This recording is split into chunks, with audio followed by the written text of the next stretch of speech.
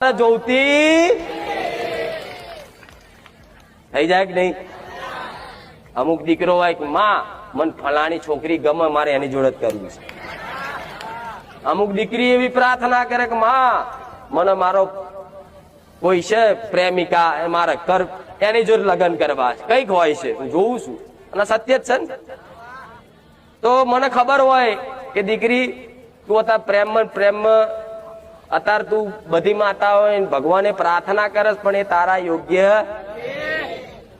અને ભગવાને તારા નસીબમાં લખ્યું એટલે ચોપડા વાંચી આવવું જઈને આના લેખમાં નહીં. હવે દીકરી માથા પછાડે મારે તો અહીંયા જ કરું, સમનું થાય કહો.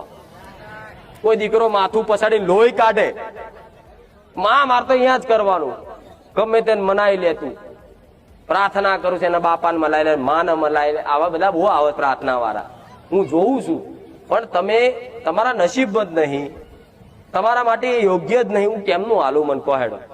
હાલું અલાય મારથી તમારી એ હટ